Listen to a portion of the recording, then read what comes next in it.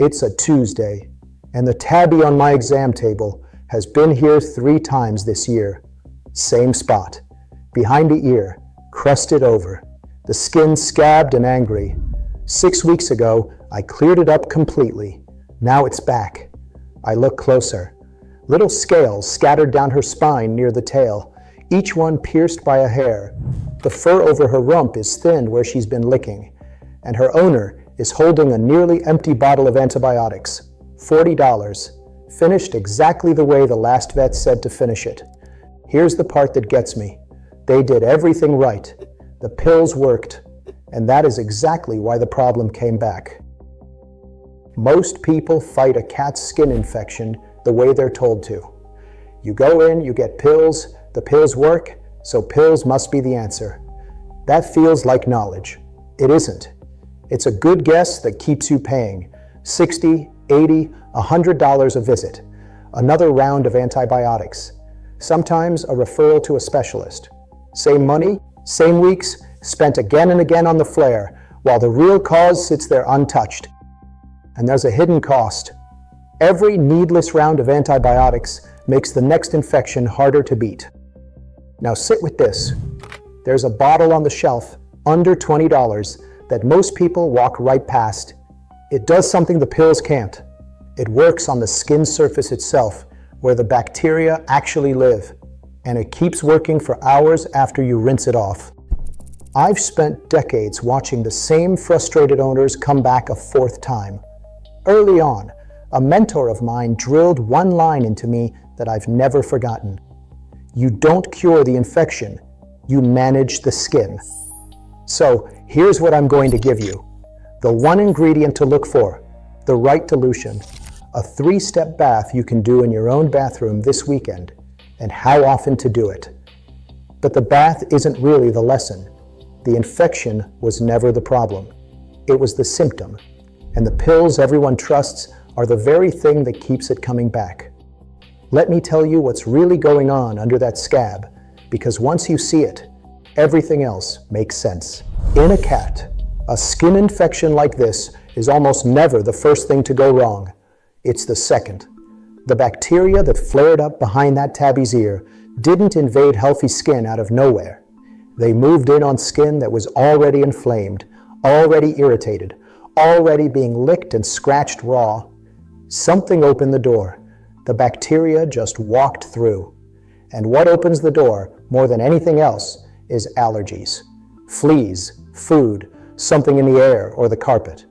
In cats, we also see mites and chin acne, and skin that gets damaged from over-grooming when a cat is itchy and miserable. The infection is the smoke. The allergy is the fire. So, now you see why the pills fail. Antibiotics kill the bacteria that are there today. They do nothing about the itch and the inflammation underneath. You clear the bug, you leave the cause. The bug comes right back into the same open door. That's it. That's the whole cycle. The 2 most common reasons these infections keep returning are simple. Nobody found the real trigger, or the antibiotics got stopped too soon, which means the goal was never just to kill bacteria one time. The goal is to keep the skin surface clean and calm week after week, while you and your vet hunt down what's actually driving it. That's where the bath comes in. The ingredient I want you to know is called chlorhexidine. You'll see it spelled out on the label of most medicated pet shampoos and rinses. Brand names like Novacin and Chlorhexiderm. It's the workhorse antiseptic in veterinary skincare, and it has been for a long time. Here's why it fits this exact problem so well. It's broad spectrum. That means it goes after bacteria and yeast and fungus all at once. The staph bacteria that cause most of these feline infections, the yeast that so often tags along for the ride. It handles both. But the real reason I reach for it is something most people never hear about. It has residual activity. Plain English, it keeps working on the skin for hours after you've rinsed the shampoo off. It doesn't just clean and quit. It leaves a protective effect behind that keeps knocking down bacteria long after the bath is over. Think about what that does. The pills travel through the whole body to reach the skin, and they reach it poorly. This works right where the problem lives, on the surface, on the coat, on the exact layer where colonization starts and reinfection begins. That's the whole difference. Now let me show you how to actually do it, because doing it wrong is worse than not doing it at all. First, what to buy. Get a chlorhexidine shampoo made for cats or pets. You'll often see it at 2% or 4% strength, and sometimes paired with an ingredient called ketoconazole, which handles the yeast side of things even harder. Look for the words chlorhexidine gluconate on the label. That's the one.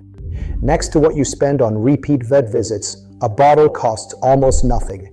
Now hear me on this next part, because it matters more than anything else I'll say today. Never take the strong human surgical scrub and pour it straight onto your cat. That concentrated stuff is far too harsh for cat skin. Use a product made and labeled for cats at the strength it tells you. If you're ever mixing a solution, the standard for a wound flush is roughly 1 ounce of 2% chlorhexidine per gallon of water. But for bathing, you follow the bottle. Don't freelance it. The bath itself is 3 steps. Step 1, wet your cat and work the shampoo down through the coat until it reaches the skin. The skin is where the work happens, not the fur. Step 2, and this is the one everybody skips. Let it sit. Contact time is the whole game. Leave the lather on for several minutes so the antiseptic actually has time to do its job. If you rinse it off the second it touches the coat, you've wasted the bath. Set a timer. Wait it out. Step 3, rinse it all the way out and dry your cat completely. How often? For active skin trouble, twice a week is a common starting point, but let your vet set the pace for your cat. And if you're dealing with ringworm specifically, you keep bathing until the cultures come back clean, and you don't run it past 16 weeks. Now, the one warning I will not let you skip, because it's a cat problem you won't find on a dog video. Cats groom. Constantly. Whatever is on the fur ends up in the mouth. At proper bath strength, a small amount isn't a poisoning risk, but it can irritate the mouth. So let the coat dry fully before you let her groom.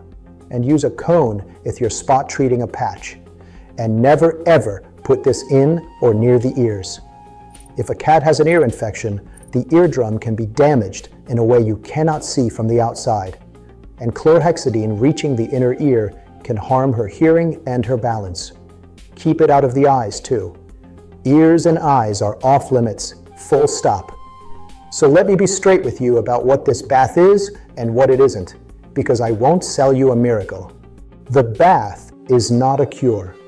It's the best tool you have for managing the skin surface at home, for breaking that reinfection cycle, and for cutting down how often you have to reach for oral antibiotics. And cutting back on needless antibiotics matters for more than your cat. It's how we slow the resistance that makes every future infection harder to treat. What the bath can't do is fix the fire underneath. It won't cure the allergy. It won't kill the fleas. It won't correct a thyroid problem or anything else driving the itch. If the infections are deep, or they keep returning, or they just won't heal, that's your signal that the real trigger is still loose. Sometimes, in a cat, a stubborn, non-healing infection points to something bigger in the immune system. That's when you need your vet to dig in. Skin cytology, a culture to see exactly which bacteria you're fighting and what will kill them. A real look at fleas and allergies. Here's the honest way to hold all of it together. The antiseptic bath is the thing you do at home every week that finally lets the treatment stick. It buys you calm skin while your vet hunts down the cause. One hand washes the other. That combination is what actually ends the cycle. Not the pills alone, never the pills alone. So here's what I want you to do. Pick up a cat-safe chlorhexidine shampoo, check the strength on the label, and start the bath routine while you book a vet visit to hunt down the real trigger. That's the pairing that ends the cycle. If this helped you see your cat's skin in a new way, subscribe. I put out plain, practical breakdowns like this every week, and the next one is about reading your cat's itch. The early signs that tell you trouble is coming before the first scab ever shows up. Your cat can't explain what's wrong, so let me help you learn the signs.